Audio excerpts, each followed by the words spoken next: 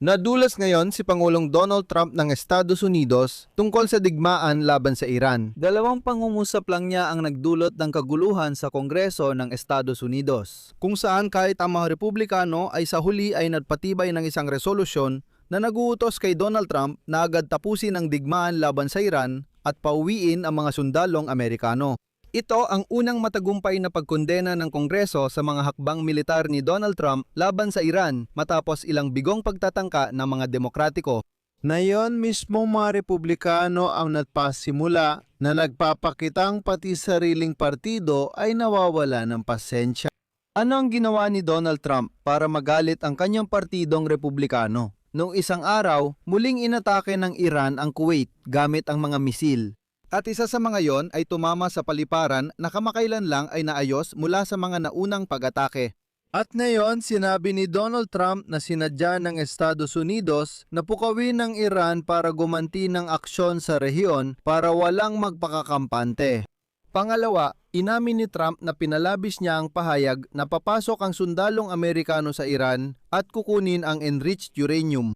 Anya, hindi lang siya tama na intindihan. Pangatlo, sa kabila ng sinabi ni Trump, muling opisyal na inihayag ng Iran na yon na wala silang isinasagawang anumang negosasyon sa Estados Unidos, gaya ng sinabi ilang araw nang nakalipas. Ako si Alexei Pechi. Pag-usapan natin ang paksang ito, pero bago magsimula, mag-subscribe muna kayo sa channel na ito, i-like ang episode, mag-komento, at mag-subscribe din sa aking Telegram channel. Pechi News, nasa video description ang link nito. Mukhang nagsawa na ang mga Republican sa Kongreso sa asal ni Trump sa digmaan laban sa Iran. Kaya kamakailan ay ipinasa ng House of Representatives ang resolusyong naglilimita sa kapangyarihang militar niya kaugnay ng Iran. 215 na kongresista ang bumoto pabor sa dokumento laban sa 208. Hinimok ng resolusyon si Trump na itigil ang paggamit ng sandatang lakas ng Estados Unidos laban sa Iran o anumang bahagi ng kanilang militar o gobyerno, maliban kung opisyal na magdedeklara ng digmaan ng Kongreso o magbibigay ng pahintulot sa paggamit ng puwersang militar. Bago ang botohan sa kapulungan ng mga kinatawan, hinikayat ni Mike Johnson, isang Republikano at Speaker ng Kapulungan, ang mga Republikano na tutulan nito, ngunit may ilang hindi sumunod. At kung may papasa ang resolusyon sa Senado, kung saan ayon sa mga ulat ay sinusuportahan nito ng 50 sa 100 senador. Kailangan ni Trump na i-pull out ang tropa mula sa Iran o sa madaling sabi, mula sa rehiyon o humingi ng pahintulot ng Kongreso para sa digmaan. Ipinahiwatig ng White House na hindi nila pinapansin ang resolusyong ito na tila hindi kongresista ang magdedesisyon. Sabi nila mas alam ni Trump ang dapat gawin. Sa totoo, malabong magresulta ang resolusyon sa biglang pag-pull out ng tropa ni Trump mula gitnang silangan.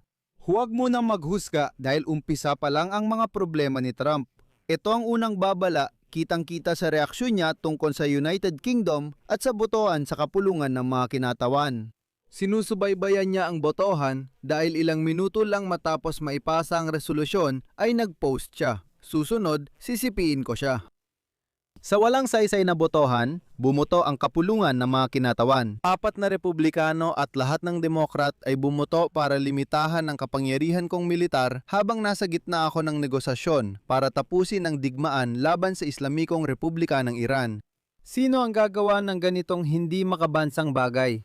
Alam nila ang yugto ng negosasyon. Pinapagana ng Trump derangement syndrome ang mga Demokrat. Mas gugustuhin pa nilang makita ang pagkabigo ng ating bansa kaysa bigyan ako ng isa pa sa marami ko pang. Еще одну из многих победу. Pero ang 4 na Republikano ay ibang usapan na. Sila ay mga pakul lang. Dapat silang mahiya sa kanilang sarili. Ngunit malinaw na ang botohan sa kapulungan ng mga kinatawan ay naging malinaw na patunay kung gaano nawawalan ng pasensya ang mga Republikano kay Trump at sa kanyang politikal na mapanirang digmaan.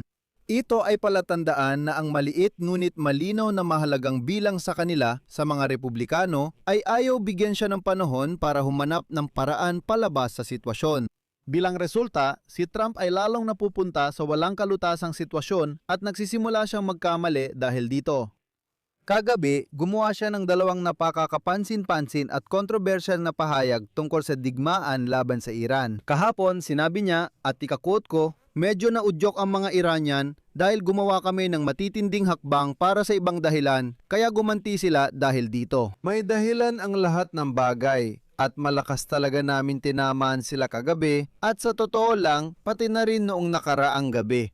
Nang tanungin si Trump kung may tuturing bang paglabag sa tigil putukan ang mga palitang pag-atake ng US at Iran gamit ang mga raketa, sumagot siya at ika-quote ko, "Alam mo, sa bahaging yun ng mundo, ang tigil putukan ay kapag nagpapaputok ka pa rin, pero sa mas mahinahong paraan."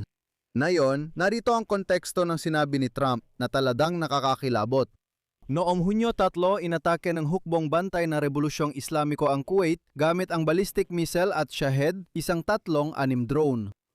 Bumagsak ang mga pampasabog ng Iran sa sibilyang Terminal T-ISA na internasyonal na paliparan ng Kuwait.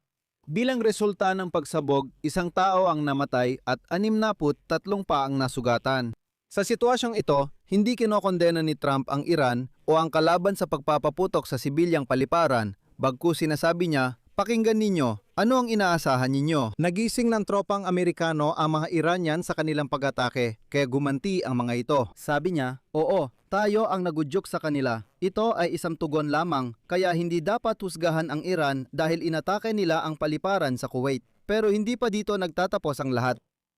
Umamin si Donald Trump na ineksaherate lang niya noong sinabi niyang papasok ang mga sundalong Amerikano sa mga pasilidad ng Iran at kukunin doon ang nuclear na material.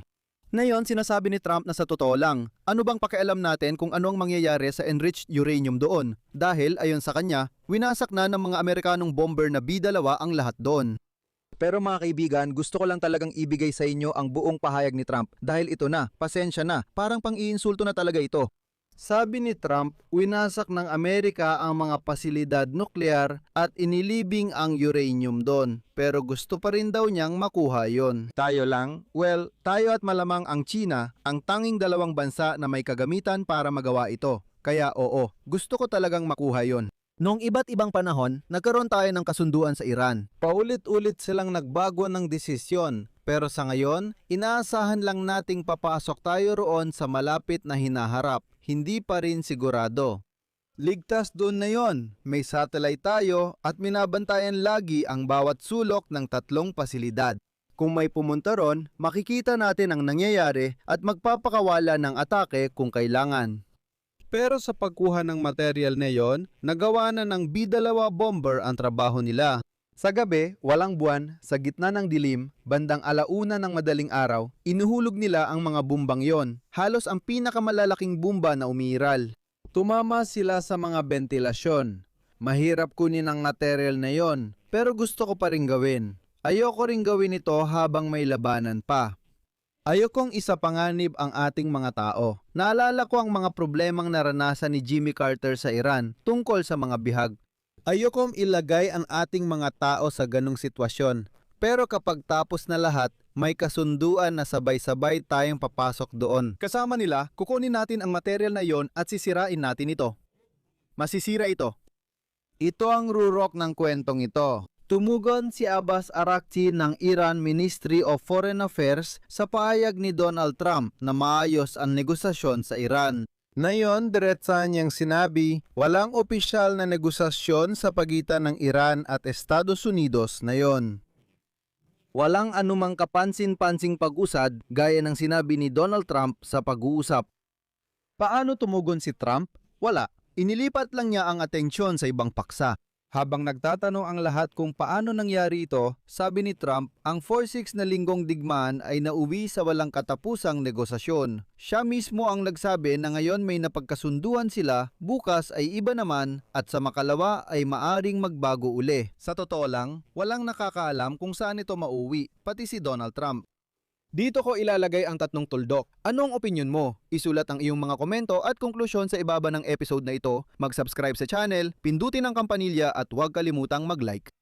Kung gusto mo suportahan ang trabaho ng YouTube channel na ito, maaari mo itong gawin sa pamamagitan ng kahit anong donasyon gamit ang mga link at detalye sa description ng video na ito o sa pamamagitan ng QR code na makikita sa inyong mga screen. Lubos akong magpapasalamat sa inyong suporta. At mga kaibigan, paalala lang na meron na akong eksklusibong Ukrainian language na YouTube channel, kaya kung gusto ninyo makatanggap ng impormasyon sa wikang Ukrainian, ang link ng channel na iyon ay nasa description ng video na ito. Bisitahin ninyo at siguraduhing mag-subscribe. Yun lang po, ingatan ninyo ang inyong sarili. Paalam sa lahat.